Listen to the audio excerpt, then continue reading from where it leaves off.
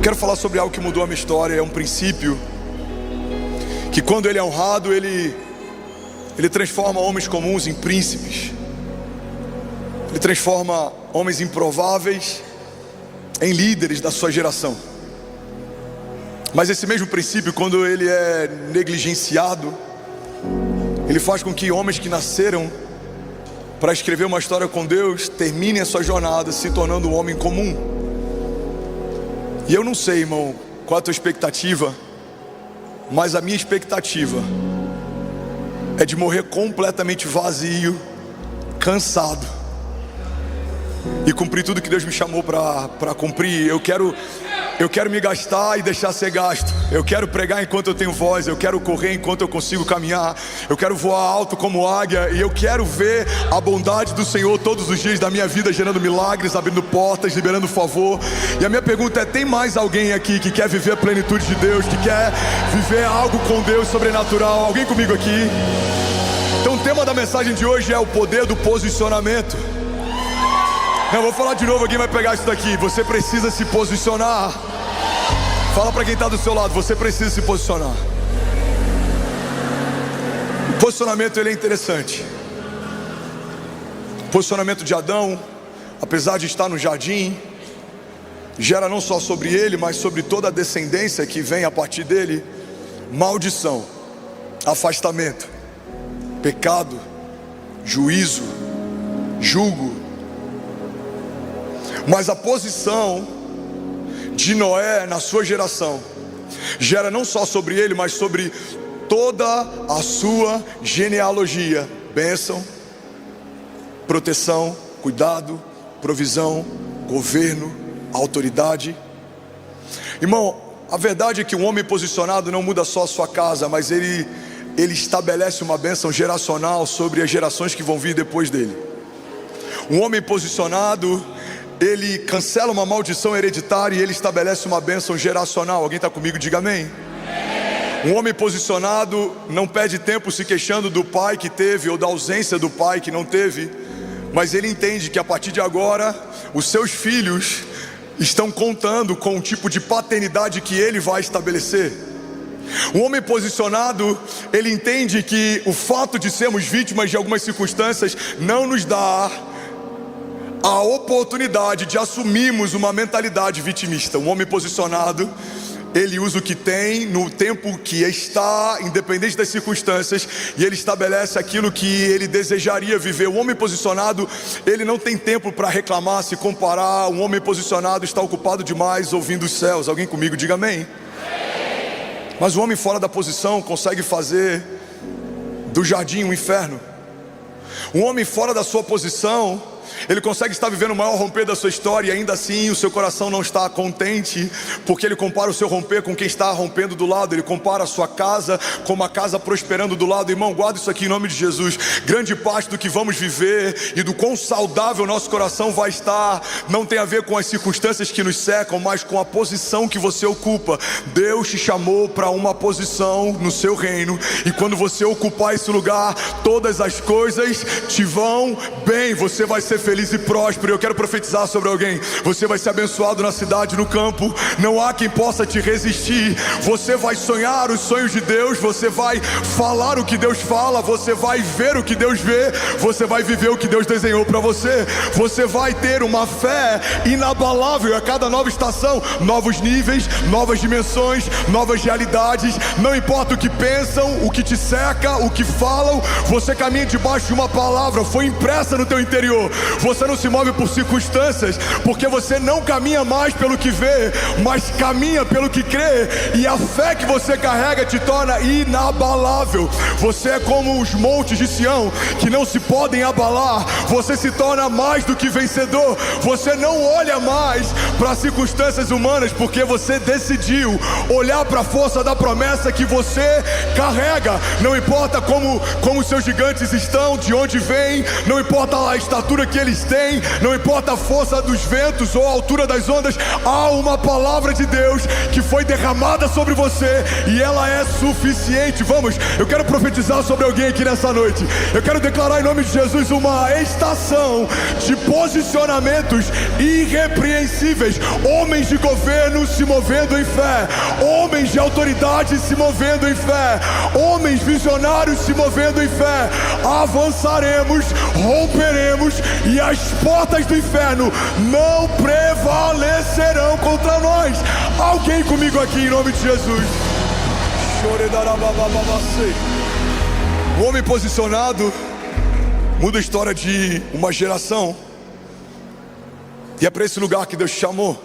O teu posicionamento é uma resposta de oração para um tempo. Davi se posiciona, Israel é abençoado. Davi sai da posição, toda a sua casa é manchada.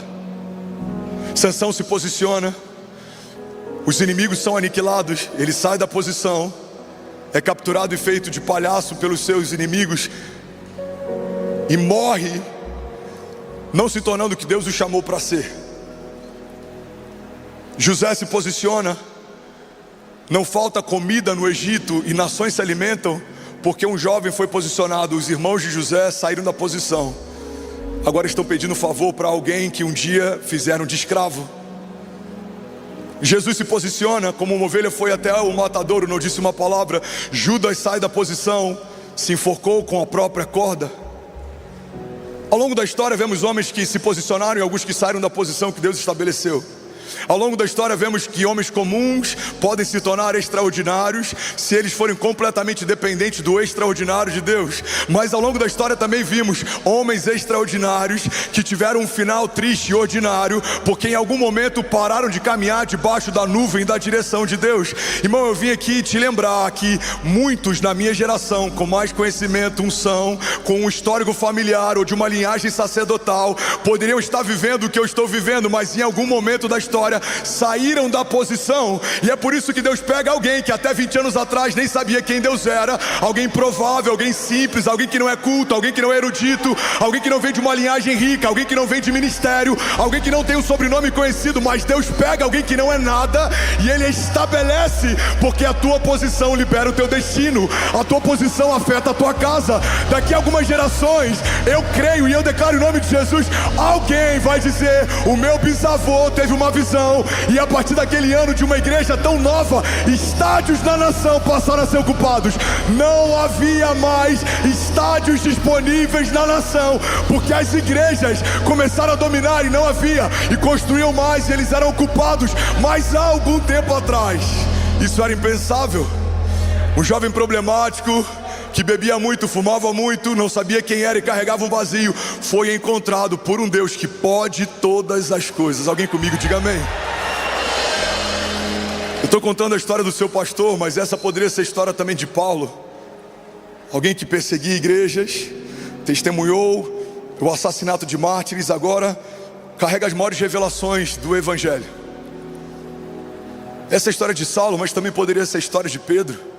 Alguém simples que fedia peixe, lançava redes e tinha um comércio. Um dia foi visitado pelo autor e consumador da nossa fé e foi estabelecido como apóstolo de uma nova aliança na igreja primitiva. Essa é a história de Pedro, mas essa também poderia ser a história de Davi. Alguém que nem mesmo foi cogitado pelo próprio pai para estar no dia da unção. Mas quando Deus vasculhou entre os seus filhos e percebeu que aquele a quem ele desejava não estava, mandou chamar. Irmão, guarda esse nome de Jesus. Quando o seu coração está posicionado, mesmo que homens não te chamam, Deus vai mandar te chamar. Não, vou falar de novo aqui, vai pegar esse nome de Jesus. Quando o seu coração está posicionado, não importa se vão lembrar de você, o Deus que te fez, Ele lembra e Ele te chama pelo nome. O copeiro e o padeiro, eles esqueceram de José, mas Deus não se esqueceu de José.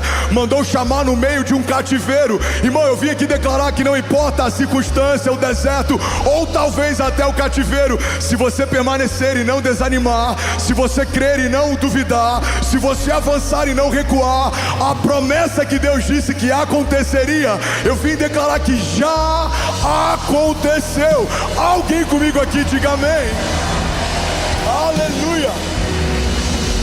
Declara comigo, diga a promessa. Diga, já aconteceu. O homem posicionado, ele celebra antes de acontecer. Ele dá graças antes de partir o pão. Porque a multiplicação para alguém posicionado em Deus não é uma opção, é uma realidade. Jesus, ele não agradecia depois da multidão ser alimentada, ele já agradecia pelo simples fato de saber que o Pai ouvia suas orações. Ele vai partir o pão, ele diz: Pai, eu te dou graças, eu te agradeço, porque o Senhor sempre ouve as minhas orações. Ele vai orar por Lázaro, ele fala: Pai, eu te dou graças, porque o Senhor sempre ouve as minhas orações. Irmão, quando você assume a tua posição, milagres, curas, sinais e maravilhas deixam de ser uma opção. Elas vão fluir de você. Você vai ficar, eu boto entre aspas essa expressão, você vai ficar tão viciado nas maravilhas de Deus que você não vai se contentar com nada abaixo daquilo que só Deus pode fazer. Alguém está pegando isso aqui? Diga amém. Foram tentar parar Neemias, ele está construindo algo impensável. Em dias ele está reconstruindo algo que uma geração não conseguiu em anos. E aí manda um mensageiro tentar distraí-lo, e a posição dele é inabalável. Ele fala: estou ocupado demais com algo que Deus me pediu para fazer. Os mensageiros voltam para quem enviou a mensagem: e aí, cadê Neemias? Ele não quis vir. Por que não? Ele disse que ele está ocupado. Não, ele não deve ter entendido. Vai de novo e convida de novo. E eles vão de novo e convidam de novo. E Neemias responde de novo a mesma resposta que já havia dado. Um homem posicionado não dá acesso a quem não dá destino. Um homem posicionado está tão ocupado com aquilo que está construindo, que não tem tempo para ouvir a opinião de quem nunca construiu nada. Irmão, guarda isso em nome de Jesus. Não receba críticas construtivas de quem nunca construiu nada. O homem posicionado, ele precisa selecionar muito bem as vozes que acessam o teu interior, porque uma voz de conselho pode te tirar da posição. Se Jesus tivesse ouvido o conselho de Pedro, ele teria fugido da cruz. Ele acaba de dizer para os discípulos: olha, é necessário, eu vou ser entregue, eu vou ser traído, eu vou ser morto. E aí Pedro fala: não, mestre, de forma alguma, a gente não vai permitir que isso aconteça. A resposta de Jesus é: para trás de mim, Satanás. A cruz não é um acaso, eu vim para ela. Esse é o plano do meu Pai. Eu sou o Cordeiro estabelecido desde antes da fundação. Antes do pecado manchar a criação, o meu sangue já estava reservado para cobri-los, para lavá-los. Então quando Pedro tenta proteger com zelo, na verdade Pedro está propondo algo que abortaria a redenção. Guarda isso aqui em nome de Jesus, irmão. Pedro, por zelo, está defendendo o engano. Um homem posicionado, ele não cede às pressões da terra, porque ele já viu algo nos céus. Um homem posicionado não depende de circunstâncias da terra, porque ele depende completamente daquilo que vem dos céus. Um homem posicionado deixou de ser um homem natural há muito tempo. Você não se move mais pelo que vê, você se move pelo que viu. Deus te mostrou algo, Deus te prometeu algo, Deus soprou no teu coração algo. E é com esses homens que eu quero falar nessa noite. Alguém está comigo? Diga amém. É sobre isso que eu quero pregar. Você está comigo? Posso começar? Primeiro princípio sobre posicionamento: saber que carrega uma promessa não é uma garantia de que algo vai mudar a tua história. Cada pessoa sentada em cada cadeira desse auditório carrega uma promessa de Deus. Mas o fato de você saber que carrega uma não significa que ela vai ser ativada. O que ativa uma promessa e o que libera um destino não é a quantidade de vezes que eu vi a promessa que Deus me fez, mas é o quão posicionado eu estou para que ela se cumpra. Tem gente que já ouviu várias vezes de Deus promessas, e você se contenta só pelo fato de saber que carrega uma. Irmão, olha para mim, guarda isso em nome de Jesus. Você carregar uma promessa não te diferencia em nada de Judas, ou de Saul, ou de Sansão. Todos carregavam promessas, mas o que vai te tirar de um lugar de alguém que carrega uma promessa, para te transportar para um lugar de alguém que está vivendo uma promessa, é o teu posicionamento. A Bíblia diz: clama a mim e responder-te-ei e anunciar-te-ei coisas grandes e insondáveis que não sabes. A palavra de Deus diz: os homens que confiam no Senhor, eles correm e não se cansam, eles voam com asas como águias, eles enxergam dos céus para a terra. A Bíblia diz: o homem que confia no Senhor, ele é como um monte de Sião que não se pode abalar, mas permanece para sempre. A Bíblia diz: alguns confiam em carros, outros confiam em cavalos, mas nós confiamos no Deus da nossa salvação. E a pergunta que eu tenho para fazer nessa noite é: alguém aqui nessa noite quer se posicionar de uma forma diferente? Diga amém. Seu posicionamento vai mudar a história dos seus filhos, mas não só da tua casa. Uma geração vai ser diferente porque você se posicionou. Um homem no meio de uma cruzada levantou as mãos e ele se entregou para Jesus.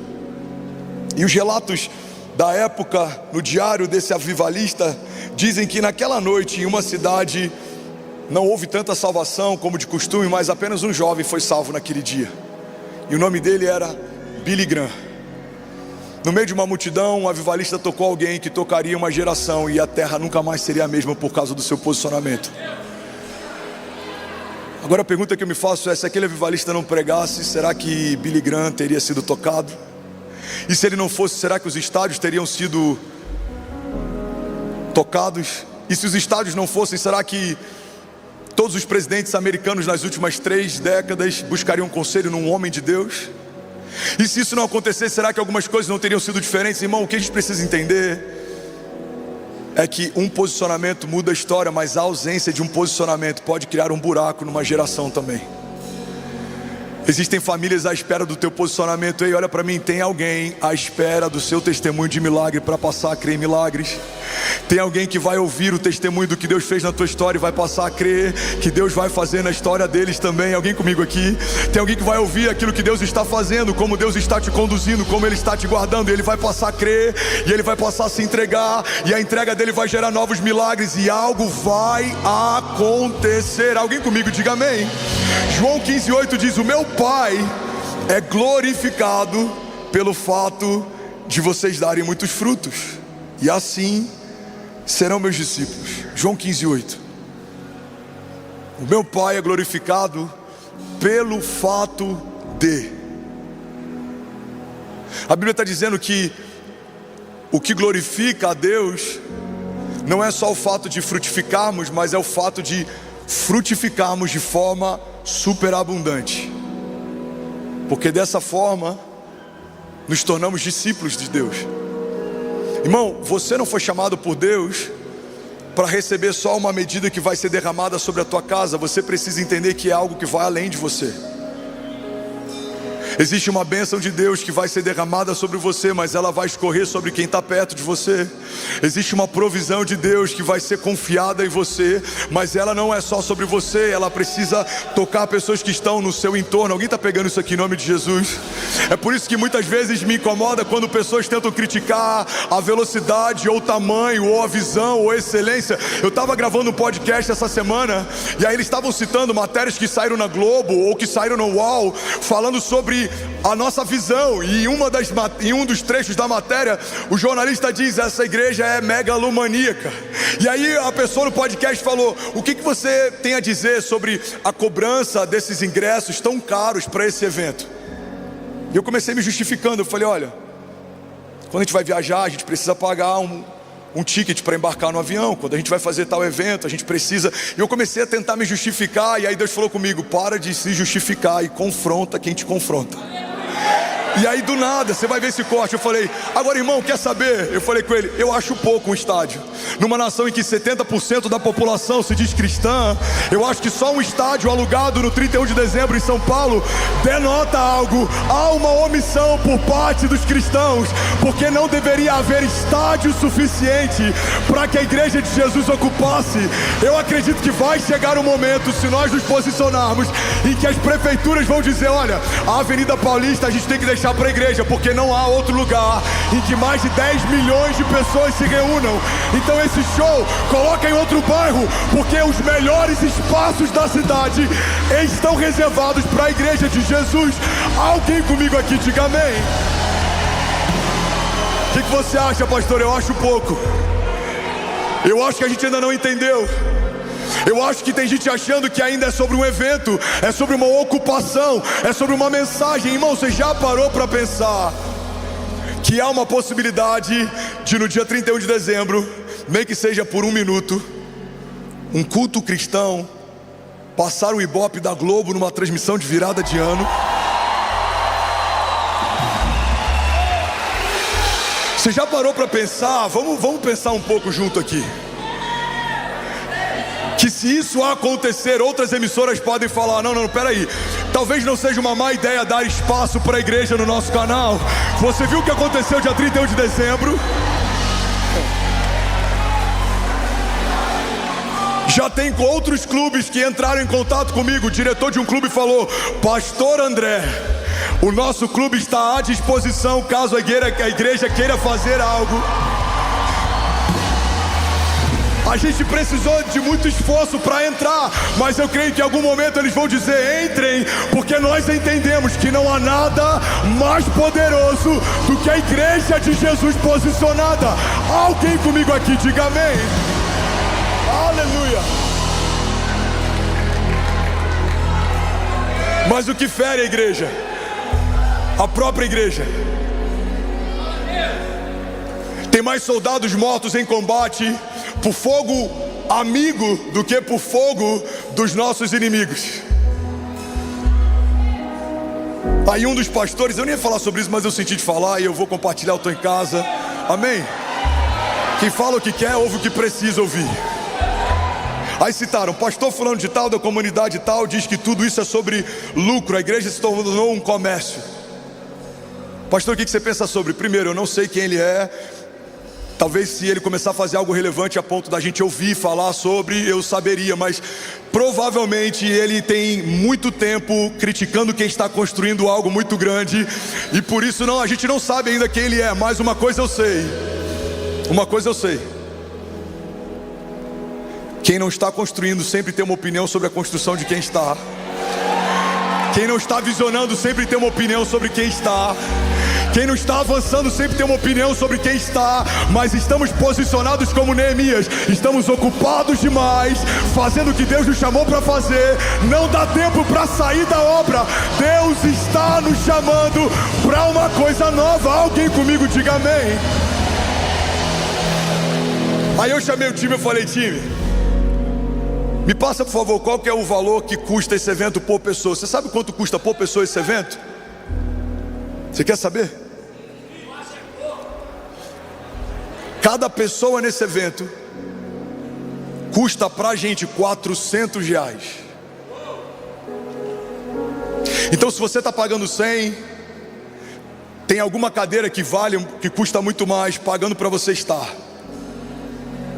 E você pode estar usufruindo desse espaço, criticando: eu acho um absurdo ter um assento mais caro. Pois é, você está sentado no seu, porque alguém está pagando dele o seu. Você está comigo?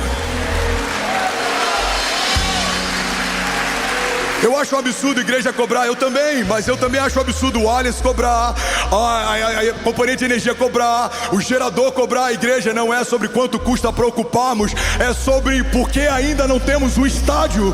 Porque quando igrejas estiverem em estádios, não precisaremos cobrar para usar algo que já é nosso. Alguém comigo aqui, diga amém. Você já viu em 2 anos e meio que eu pastorei essa igreja algum evento nosso bilhetado? Por quê? Porque é a nossa igreja. Deus nos confiou, a gente está construindo. É o seu dízimo que sustenta o orfanato que a gente ajuda no Haiti. É o seu dízimo que ajuda a pagar o boleto do LED que você está ouvindo a mensagem. É o seu dízimo que banca o ar-condicionado do Kids. E também é o seu dízimo e a sua oferta que sustenta a ação social. O que estamos fazendo juntos. Não há uma família que banca a igreja, são as famílias da igreja que estão pagando a conta. Agora imagina se em algum momento tivermos um ginásio, ou arrendarmos um estádio, Eu preferia chegar numa matéria como essa e falar: pastor, por que é de graça? Então, é porque arrendamos o estádio, a gente não tem por que cobrar algo que já é nosso. Você está comigo? Se um clube de futebol, irmão, consegue acessar esse lugar, a igreja de Jesus precisaria pensar o porquê não estamos acessando ainda. Se torcidas organizadas conseguem se mobilizar para cobrir a nudez de um clube em dívida, precisamos entender por que a gente, ao invés de cobrir a nudez da igreja, ainda prefere ficar descobrindo e apontando. É esse posicionamento que tem feito a igreja, que é o organismo mais poderoso da face da terra, que compõe 70% da população brasileira, ter saído do lugar que ocupava e agora está pedindo favor em lugares que deveria estar estabelecendo o governo. Você quer um exemplo? A Universidade de Harvard, ela foi formada por um pastor protestante. A Universidade de Oxford foi formada por pastores protestantes. Havia curso de teologia em Harvard. Hoje é impossível fazer um culto cristão dentro de um lugar que a igreja fundou. Haviam cultos em Oxford. Hoje não dá para a gente ter espaço em lugares que nós fundamos. Irmão, quantos hospitais, beneficência portuguesa, quantos hospitais que vieram através de missões coreanas, quantos hospitais que foram através de obras de ação social. Hoje não há mais espaço para o evangelho ser pregado. Você sabe por quê? Por essa falta de posicionamento da igreja. A gente fica relativizando demais, mas o inferno não está relativizando, irmão. O inferno está usando, como é que eu posso falar isso sem dar problema? Jesus. É porque é complexo, você sabe. Nosso judiciário é super estável, a gente está vivendo um momento super tranquilo na nação. Então deixa eu ver como é que eu posso falar isso sem dar problema. Tem muitos shows que estão sendo financiados com verbas públicas, simulando aborto no palco. E a igreja de Jesus ainda está combatendo a si mesmo, porque não entendeu a visão que Deus deu para uma comunidade.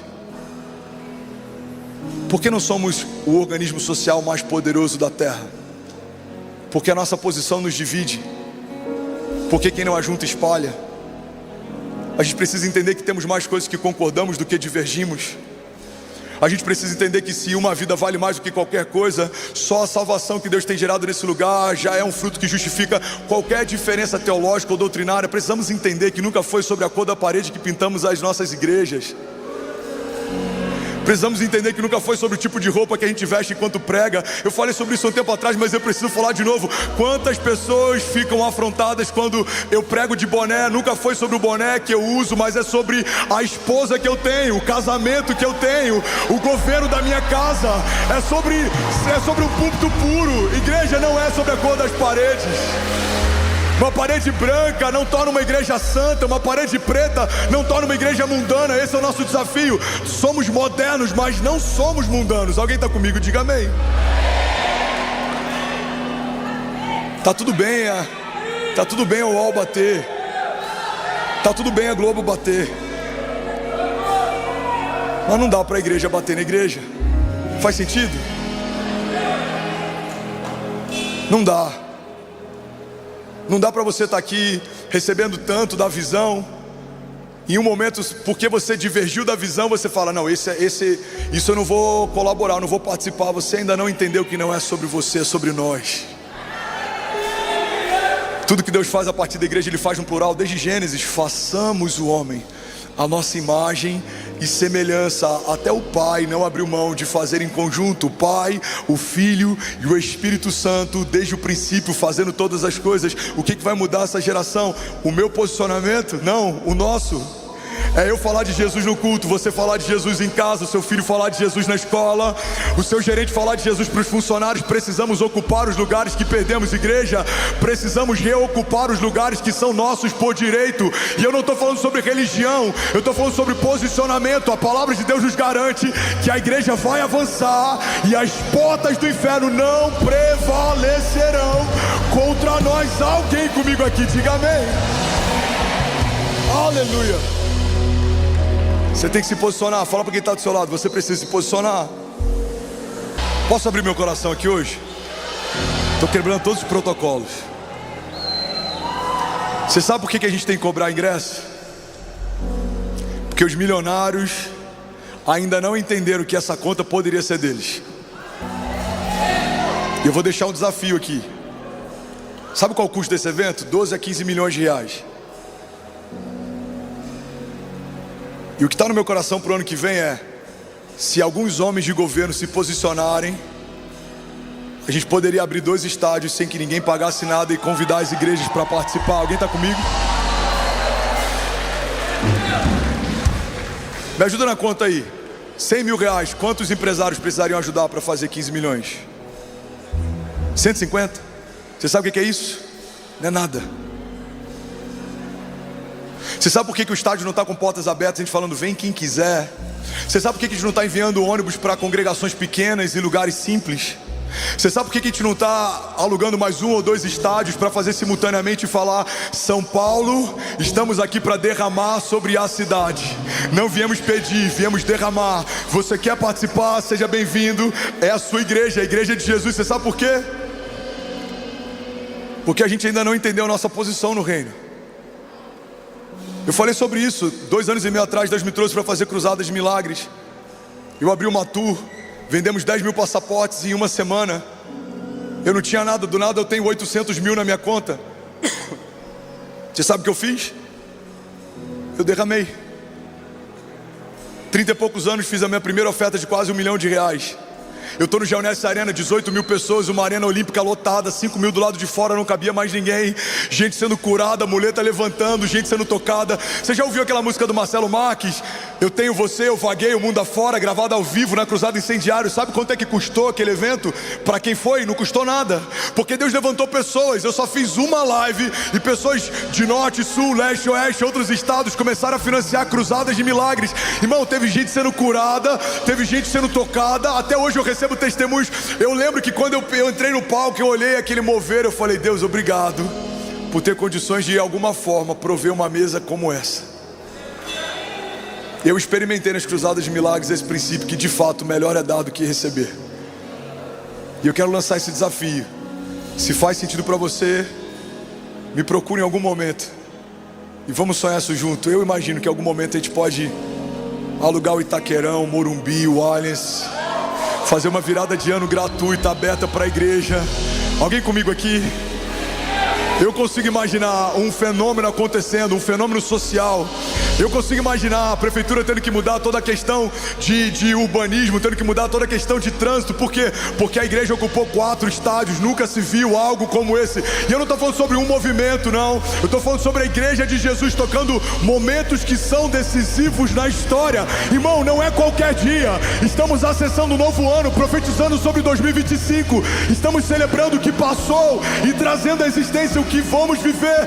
2025 pelos olhos da fé já é o melhor ano das nossas vidas, em nome de Jesus. Alguém crê nisso? Diga amém.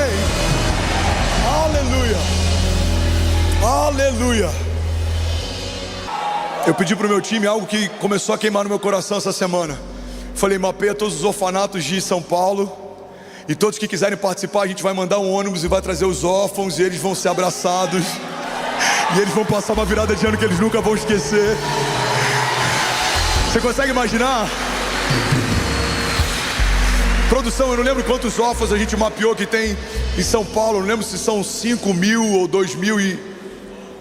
9 mil crianças órfãos na cidade de São Paulo. Essa é a igreja posicionada.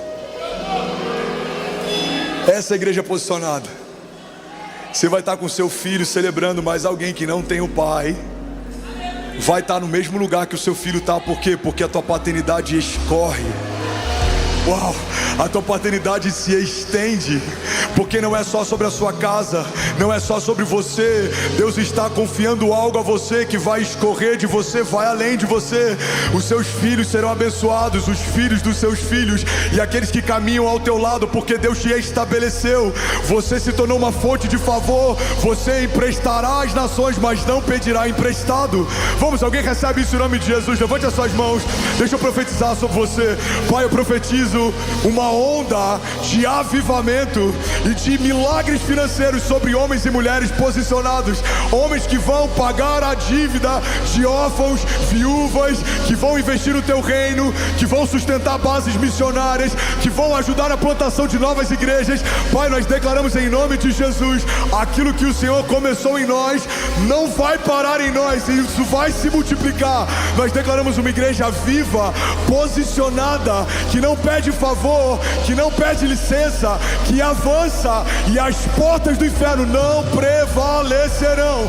Nós declaramos sobre as ruas de São Paulo e sobre os céus do Brasil uma onda de avivamento sem precedentes na história. Que se abram os estádios, que se abram as portas, que se abram as avenidas, que se abra o mar para a igreja de Jesus passar. Avançaremos em fé, romperemos em fé, e não há quem possa nos resistir. Essa é a nossa oração, Pai. Essa é a nossa declaração de fé, e nós já te agradecemos em nome de Jesus. Se você crê nisso, diga amém. Você pode celebrar Jesus no seu lugar. Vamos, igreja, se for para Ele, a gente pode fazer melhor. Exalte a Ele, exalte a Ele.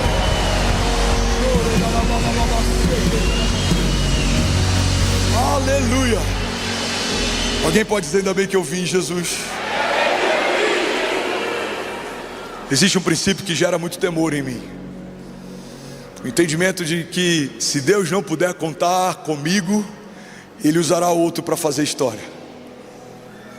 Eu já falei sobre isso algum tempo atrás. Eu lembro de uma visão que eu tive, e eu via Deus chamando famílias como se fosse um alistamento, eram filas.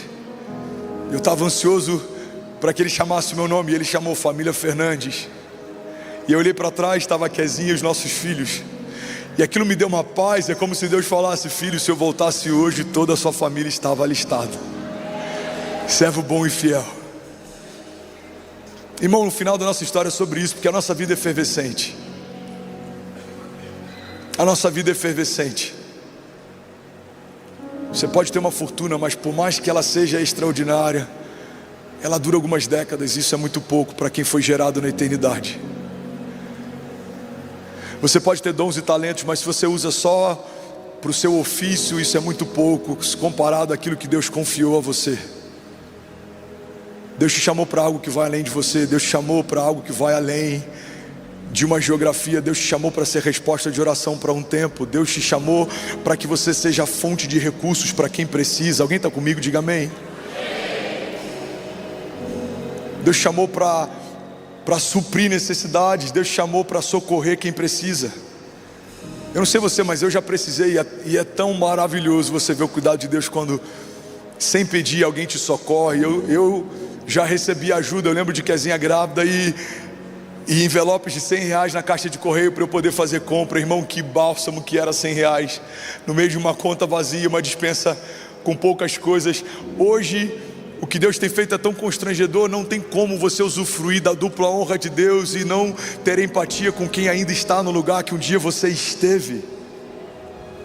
Eu não sei se eu falei sobre isso aqui, talvez eu tenha falado em algum momento ou em algum culto.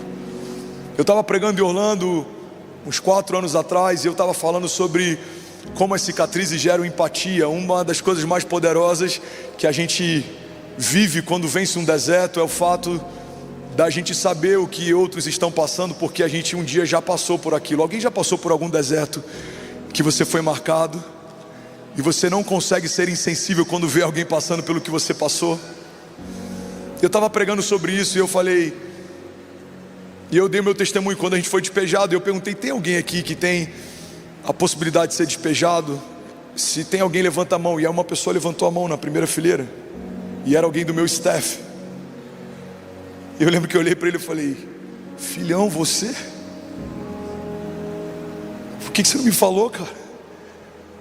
E aí eu falei: tem alguém nesse auditório que paga a conta dele? Alguém disponível? Aí uma pessoa levantou a mão lá no fundo.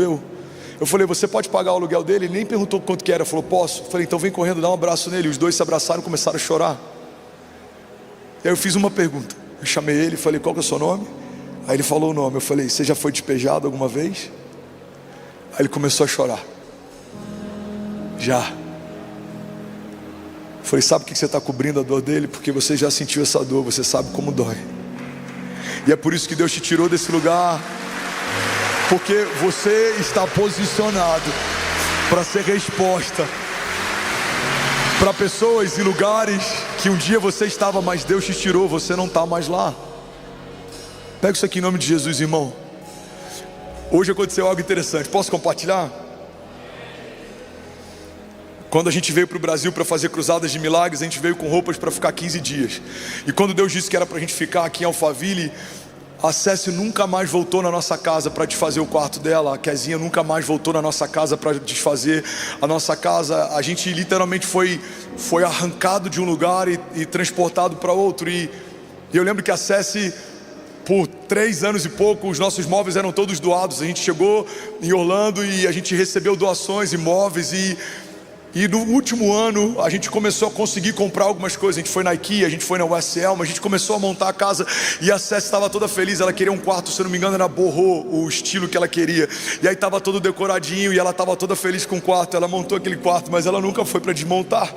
E hoje eu recebi um e-mail que parece besteira, mas eu comecei a chorar. Hoje eu terminei de pregar, eu recebi mensagem de jogador da Champions League, eu recebi mensagem de influenciador da nação, de pessoas que estavam conectadas, e todas elas me alegraram, mas nenhuma delas me fez chorar, nenhuma delas me impactou. Mas um e-mail me fez chorar igual criança na minha sala. Chegou um e-mail dizendo que a TV que eu comprei para o novo quarto da Céci está chegando. E eu comecei a chorar, porque eu falei, Deus, eu estou podendo remontar um quarto que um dia a minha filha perdeu. Eu estou podendo restituir aquilo que um dia a gente perdeu. E a glória da segunda casa é tão mais poderosa do que a da primeira. Aquilo que o Senhor opera no lugar da vergonha é tão mais poderoso do que aquilo que a gente enfrentou no passado. Irmão, guarda isso aqui em nome de Jesus. Você pode estar no lugar que está, ter o status que tiver, a posição que for, mas não tem nada mais glorioso do que ver Deus operando na tua casa, a glória da dupla honra dele. Deixa eu profetizar isso sobre alguém em nome de Jesus. No lugar da vergonha, no lugar da falta, no lugar da humilhação, no lugar do corte, no lugar da ferida, no lugar da traição, nesse lugar Deus é poderoso para operar a glória da dupla honra de Deus. Deus vai restituir aquilo que foi roubado sobre homens, famílias posicionadas em Deus. Não há nada que Ele não possa fazer, não há nada quebrado que Ele não possa restaurar, não há nada roubado que Ele não possa restituir. Agindo Deus em nosso favor, quem impedirá o seu agir? Nós cremos e nós declaramos que se Deus é por nós, quem será contra nós? Se você crê nisso, irmão, você pode dar um brado de liberdade no seu lugar. Aleluia. Vamos ter alguém pronto para viver a glória da dupla honra de Deus aqui nessa noite. Você pode exaltar Jesus nessa noite. Jesus. Aleluia. É legal tocar jogadores do Real Madrid, Barcelona, é legal. Legal falar com comunicadores da minha geração, é legal. Mas comprar uma TV de volta para o quarto da Céci, mas poder fazer compra sem ter que ficar orando por um milagre na hora de passar pelo caixa. Irmão, a gente já viveu alguns milagres construindo igreja em Miami que você não tem noção. Eu vou te falar com muito temor e diante de Jesus. Eu lembro de um dia que a gente foi comprar material para a reforma da igreja. Não tinha o valor suficiente, a gente colocou um monte de moeda no caixa e a conta foi paga. Eu até hoje não sei dizer como. Tava eu e o meu auxiliar, o Leandro. A gente foi na Home Depot e aí deu, sei lá, vou dar um exemplo, $350. Tinha $100 e o resto tudo em moeda. Mano, o que a gente faz? Eu falei, vamos colocar as moedas aí, vamos ver o que vai dar. A gente jogou as moedas e daqui a pouco falou, pago. E a gente olhou um para o outro e falou, cara, Jesus pagou essa conta, porque a gente não tinha como pagar. Mas o que move o sobrenatural? Um posicionamento na terra libera o favor dos céus. Um posicionamento numa casa libera o favor de Deus sobre uma geração. Alguém crê nisso aqui? Diga amém. Que vai mudar a história dos teus filhos não é a escola particular que eles estudam, embora isso é bom se você pode dar. Mas o que vai mudar é o teu caráter derramado sobre eles, é o teu temor, sendo visto por eles. O que vai fazer o seu filho amar a igreja não é o quão confortável é o que diz que a gente pode construir no futuro, mas é o quanto ele vê de paixão em você na construção da igreja do futuro.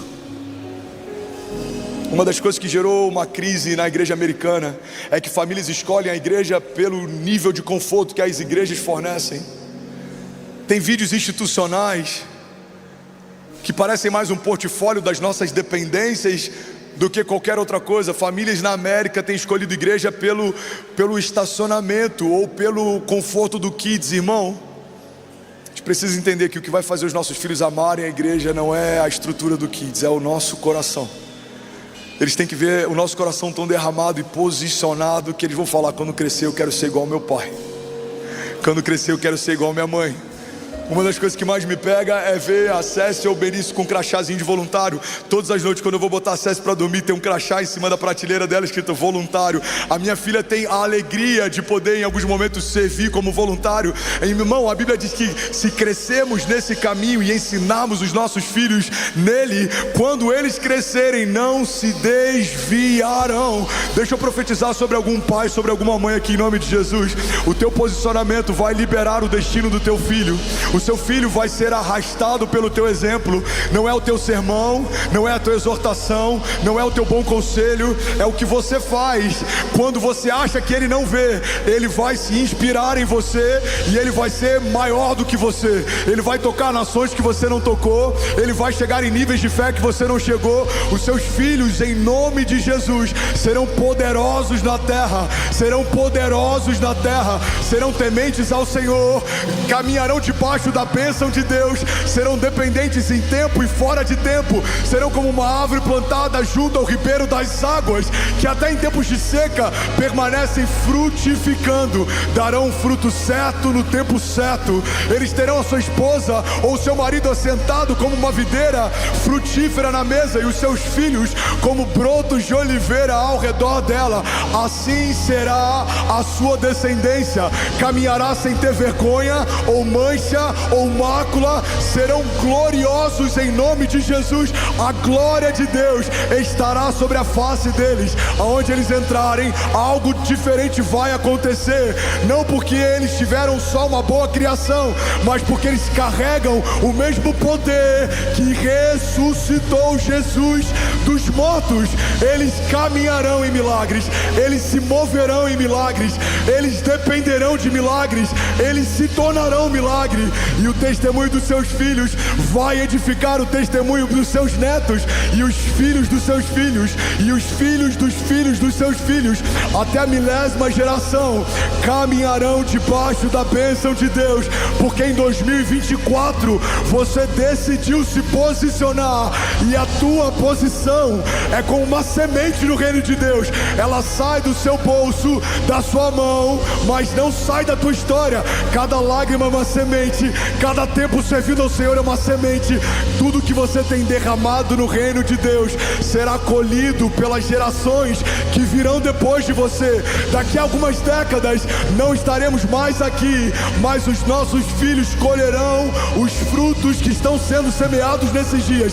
Eu declaro em nome de Jesus, homens poderosos na terra, que governam bem. As nossas filhas serão mulheres sábias, que não destroem o lar com a própria mão, mas têm sabedoria de Deus. Você e a tua casa permanecerão de pé, não serão abalados, e as portas do inferno não prevalecerão. Se alguém crê nisso aqui, irmão, você pode fazer barulho no seu lugar.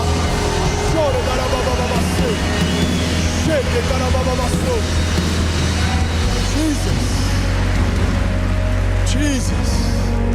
Fala comigo, a minha posição vai afetar uma geração.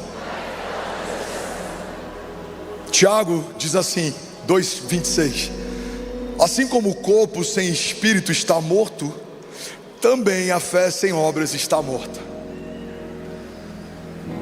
Você precisa ter frutos. Você foi chamado para frutificar. Mulher, olha para mim, você foi chamada para frutificar. Homem, olha para mim, você foi chamado para frutificar. Você tem um chamado, você tem um ministério, você tem uma vocação, você tem uma voz, você tem uma posição. Deus não te chamou para assistir. Você não foi gerado para ser um espectador. Você foi gerado para ser um avivalista. Você foi gerado para ser uma voz que clama no meio de uma geração perdida. Você foi chamado para dar destino. O teu conselho vai liberar a história de alguém. O teu conselho vai abençoar alguém. Você vai ser sombra para quem precisa. Você vai ser água doce para quem está no meio do deserto. Eu vim aqui profetizar em nome de Jesus. Igreja, estamos no último mês de 2024. Você não vai entrar 2025 sendo passivo em áreas que no teu passado talvez você escolheu não se envolver. Não há neutralidade no reino de Deus. Deus está nos chamando para assumir uma posição, e a tua posição vai mudar a tua história, e a tua casa, e a tua família, e os teus filhos, e os filhos dos teus filhos, até a 1000ª geração. Alguém crê nisso aqui? Diga amém. E aí, tudo bom? Você acabou de assistir uma mensagem aqui do nosso canal. Eu tenho certeza que ela te edificou e que ela vai gerar algo novo em você. E a gente separou mais 2 vídeos. Eu quero deixar essas indicações aqui para você continuar queimando com Jesus. E eu quero muito te fazer um pedido também. Se essa mensagem te edificou, comenta aqui embaixo, segue o canal e me ajuda a compartilhar para que mais pessoas sejam tocadas também. Deus te abençoe.